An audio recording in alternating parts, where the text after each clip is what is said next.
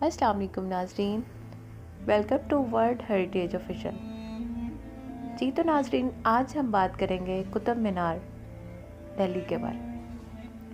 Qutub Minar India کی سب سے مقبول اور نمایاں یادگار عمارتوں میں سے ایک ہے، اور یہ ملک میں مسلم حکمرانی کے دور میں ابتدائی فن تعمیر میں سے ہے۔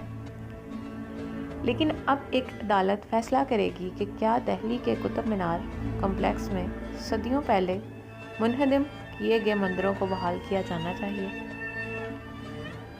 اقوام متحدہ کی جانب سے عالمی ثقافتی ورثے میں شامل یہ مینار 12ویں صدی میں تعمیر کیا گیا، اور اس کی بلندی 73 میٹر یعنی 240 فٹ ہے۔ لال اینٹوں سے بنی اس عمارت میں تقریباً 380 سیڑھیاں ہیں۔ فتح کا یہ مینار دہلی کے پہلے سلطان قطب الدین ایبک نے سن 1192 میں ہندوؤں کو شکست دینے کے بعد تعمیر کروایا تھا، اور یہ افغان فن تعمیر کی طرز پر بنے میناروں میں سے متاثر تھا۔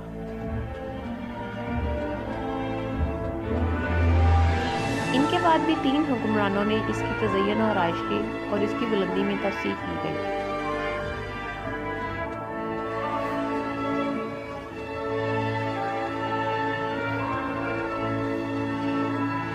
مورخ ولیم ڈیلریمپل کہتے ہیں کہ دہلی کے اراولی ہل کے پہاڑی علاقے میں ایک دوربین کی طرح دکھائی دینے والا قطب مینار آمد کا فخریہ اور فاتحانہ بیان تھا۔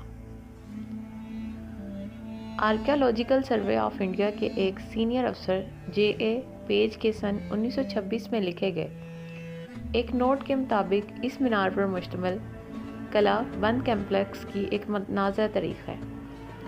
وہاں موجود 27 ہندو اور جین مندروں کو منہدم کر دیا گیا، اور ان کا ملبہ اس جگہ پر دہلی کی پہلی مسجد کی تعمیر کے لیے استعمال کیا گیا تھا۔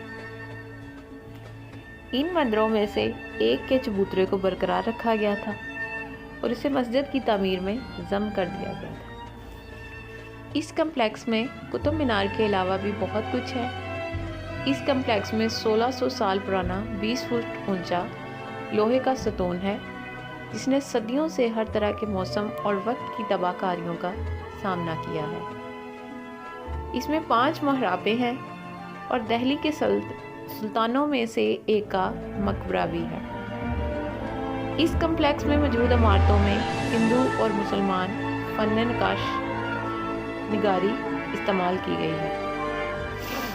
اپنی نوٹ میں جے اے پیج نے کہا تھا کہ اس یادگار عمارت میں قدیمیت اور فن نقش نگاری کے اعتبار سے دہلی کی تاریخ کی سب سے اہم اور قابل ذکر واقعات ہیں۔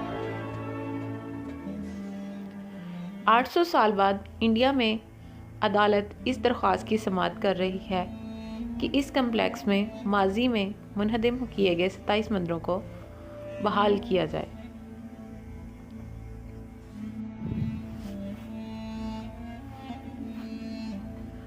نومبر میں ایک سول عدالت نے اس درخواست کو مسترد کرتے ہوئے کہا تھا کہ ہندوستان پر مختلف ادوار پر کئی سلطنتوں کی حکمرانی رہی ہے، اور ماضی میں کی گئی غلطیاں ہمارے حال اور مستقبل کے امن کو خراب کرنے کی بنیاد نہیں ہو سکتی۔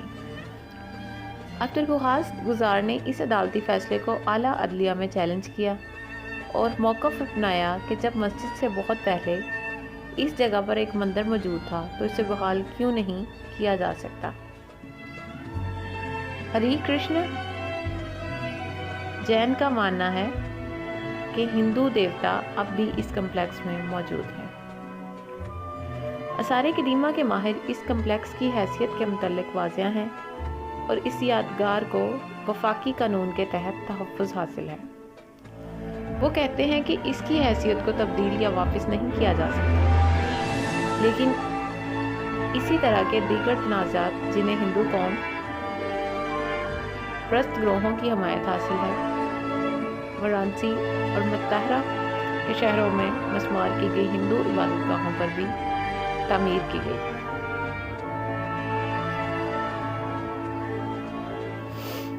مساجد پر جنم لے رہے ہیں۔ مورخین کا کہنا ہے کہ 12ویں صدی کے اواخر سے مسلمان بادشاہوں نے کم از کم 7ویں صدی سے ہندوؤں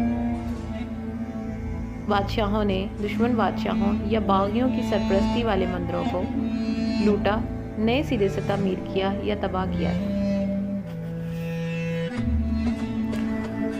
مورخ رانا صفوی کہتی ہیں کہ ہر حکمران نے سب سے بڑی مذہبی علامتوں کو تباہ کر کے اپنی سیاسی طاقت اور اپنی سامراجی طاقت پر مہر ثبت کی۔ ایسا نہیں ہے کہ تمام مندروں کو تباہ کر دیا گیا تھا، صرف انہیں تباہ کیا گیا تھا جن کی سیاسی اہمیت